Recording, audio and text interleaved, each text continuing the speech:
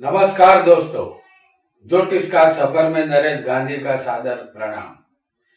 यह हमारा 167वां एपिसोड है जिसका नाम है सूर्य के उपाय।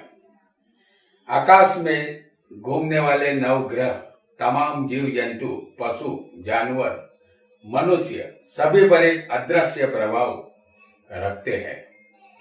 नवग्रह हमारे शरीर और जीवन को चलाते हैं। हमारी कुंडली का फोटोग्राफ एक नक्शा है।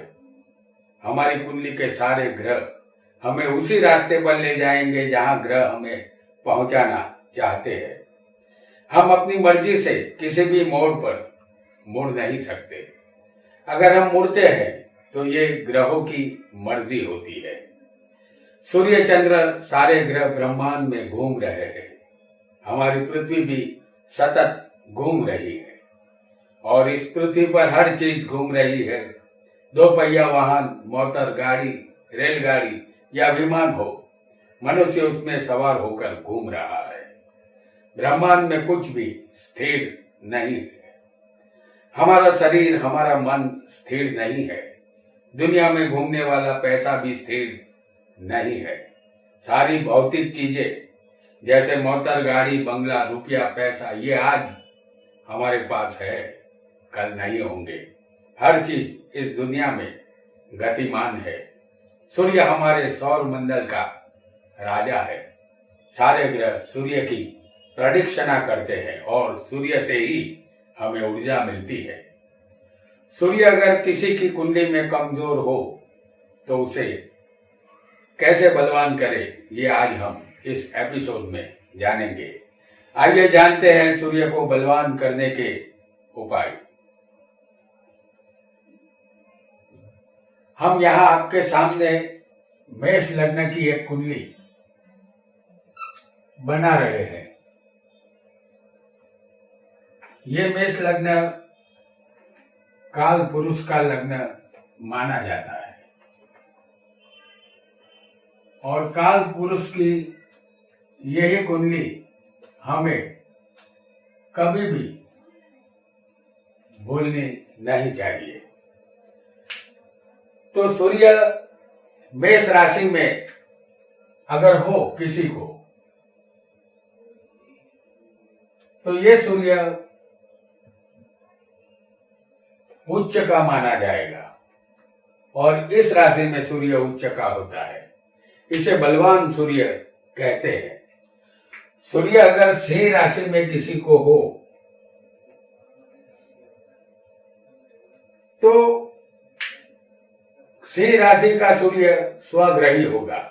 इसे भी बलवान माना जाएगा। और अगर किसी को तुला राशि में सूर्य हो तो उसे नीच का कमजोर सूर्य कहते हैं। इस कुंडली में सूर्य मेष में होगा तो उसे उच्च का बलवान सूर्य माना जाएगा। सूर्य हमें आरोग्य देता है। बलवान सूर्य आरोग्य संबंधित अच्छा फल देता है। अगर सिंह राशि में सूर्य होगा तो स्वग्रही बलवान सूर्य माना जाएगा। यह भी आरोग्य अच्छा रखता है। अगर यही सूर्य तुला राशि में नीच का होगा तो ये सूर्य कमजोर सूर्य कहते हैं इसे। और सूर्य दूसरी तरफ भी कमजोर होता है अंशात्मक तरीके से। जैसे 25 अंश से लेकर 0 अंश तक और 0 अंश से लेकर 5 अंश तक का सूर्य होगा तो उसे कमजोर माना जाएगा। ऐसा सूर्य बलहीन होता है, चाहे वो मेष या सिंह राशि का सूर्य भी क्यों न हो। सूर्य पहले स्थान का कारक है, 9वें स्थान का कारक है और 10वें स्थान का सूर्य कारक है। सूर्य हमारे शरीर में बैठी हुई आत्मा है। सूर्य कमजोर हो तो हमारे अंदर आत्मविश्वास कम होगा, आत्मबल भी कम होगा, हिम्मत की कमी होगी। सूर्य सरकार है, लिहाजा सरकारी व्यक्तियों से हमें डर लगेगा या उन लोगों से हमें नफरत रहेगी। सूर्य बलहीन होगा तभी जातक को इस तरह का अनुभव होगा। जातक सामान्य बातों से भी डर जाता है। इस तरह के सूर्य का उपाय करना होगा जो हम इस एपिसोड में आपको आगे बताएंगे। कुंडली में सूर्य बलवान हो तो स्वास्थ्य अच्छा मिलेगा, क्योंकि पहला स्थान हमारा शरीर है और 9वां स्थान हमारे पिता का है और सूर्य ही पिता है। कुंडली में कहीं भी सूर्य बलवान होगा तो पिता का सुख मिलेगा। सूर्य कमजोर होने पर पिता का सुख नहीं मिलेगा या पिता से अनबन रह सकती है। 10वें का कारक भी सूर्य है। ये स्थान कर्म का और सत्ता का है। हमारा शरीर आरोग्यवान होगा तभी हम कर्म कर पाएंगे और कर्म की बदौलत ही हमें छोटी या बड़ी सत्ता मिलती है और ये सब बलवान सूर्य होने पर मिलता है। आपकी कुंडली में सूर्य अगर तुला राशि में नीच का हो और 25 अंश से लेकर 0 अंश तक और 0 अंश से लेकर 5 अंश तक का हो, उसे उस सूर्य को बलवान करने के लिए हमें उपाय करना चाहिए। सबसे पहला उपाय, हर सुबह सूर्य को पानी चढ़ाए। सूर्य राजा है और अब हम राजा से जब मिलने जाते हैं तो खाली हाथ कभी नहीं जाते, भेंट सौगात लेकर जाते हैं। और ये इसलिए लेकर जाना पड़ता है क्योंकि राजा कहीं कोपायमान न हो जाए। तो अगर भेंट लेकर जाते हैं तो सूर्य को हमें कभी भी सादा पानी चढ़ाना नहीं चाहिए। उस पानी में कंकु, चावल या फूल, अगर 2-4 बूंद गुलाब जल की मिलानी होगी। तो ऐसा पानी चढ़ाने से सूर्य प्रसन्न हो जाता है। सूर्य अच्छा प्रभाव देना शुरू कर देगा।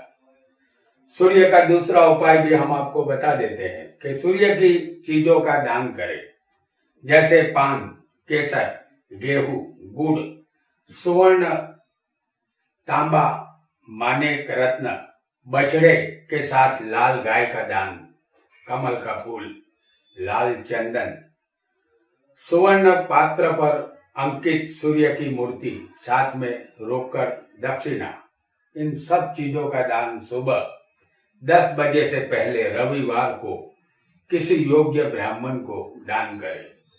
यहाँ बताया गया दान हर कोई नहीं कर पाएगा, लेकिन हमारी हस्ती के मुताबिक जितनी भी चीजों का दान आप कर सके तो उसे जरूर करें। तो इससे जातक का सूर्य बलवान होगा। तीसरा उपाय हम आपको बताते हैं।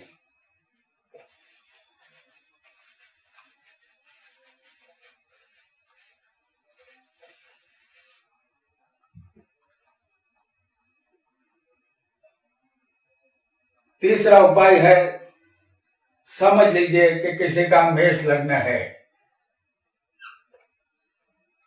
तो मेष लग्न में सूर्य हमेशा उच्च का होता है। सिंह राशि में ये सूर्य स्वग्रही बनता है। और अगर किसी का मेष लग्न हो और कुंडली में समझ लीजिए कि 7वें स्थान में सूर्य बैठा है,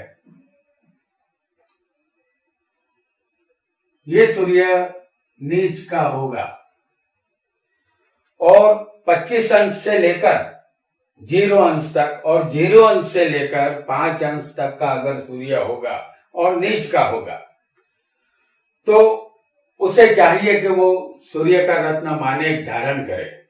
इससे सूर्य बलवान होगा और अच्छा फल देना शुरू कर सकता है, क्योंकि सूर्य मेष लग्न में 5वें स्थान का मालिक बनता है, स्वग्रही, लेकिन यहाँ सूर्य नीच का होता है। तो 5वें का फल उसे अच्छा मिलना शुरू करेगा, क्योंकि 5वें स्थान संतान का है। शेर, सट्टा, लॉटरी, जुगार इसका ये स्थान माना गया है, विद्या का भी है। तो इस स्थान के शुभ फल उसे मिलना शुरू हो जाएंगे। और अगर किसी को सूर्य, जैसे हम यहाँ दूसरा लग्न आपको दिखाने जा रहे हैं, वो होगा सिंह लग्न। सिंह लग्न वाले भी सूर्य को धारण कर सकते हैं। और यहां जो राशि आएगी वो तुला होगी, और तुला में सूर्य नीच का होता है। इस स्थान में अगर सूर्य नीच का होगा या 25 अंश से लेकर 0 अंश तक और 0 अंश से लेकर 5 अंश तक का सूर्य अगर होगा तो ये नीच का भी है और अंशात्मक रूप से कमजोर होगा। तो ऐसा सूर्य होने पर जातक यहाँ पराक्रम कम कर पाएगा, क्योंकि ये हिम्मत, साहस, मेहनत और पराक्रम का स्थान है और भाई बहन का भी है। तो ऐसा सूर्य होने पर, क्योंकि ये लग्नेश बनता है यहाँ पर और पराक्रम में बैठा है, हालांकि तीसरे, छठे, 10वें और 11वें सूर्य शुभ फल देने वाला है, लेकिन कमजोर सूर्य हो तो वो शुभ फल नहीं दे पाता। इसलिए आपको चाहिए कि यहाँ सूर्य का रत्न माणिक जरूर धारण करे, फायदा जरूर होगा। आइए एक और लग्न को भी जान लेते हैं, जो है धनु लग्न। धनु लग्न वाले भी अगर सूर्य कमजोर हो तो उसे धारण कर सकते हैं। तब धनु लग्न में तुला राशि आएगी और उसमें सूर्य नीच का हो, और हमने बताया 25 अंश से लेकर 0 अंश तक और 0 अंश से लेकर 5 अंश तक का सूर्य हो, तो ये नीच का सूर्य है और अंशात्मक रूप से भी कमजोर सूर्य होगा, क्योंकि ये लाभ स्थान है। यहाँ सूर्य कमजोर होने पर लाभ कम मिलेंगे।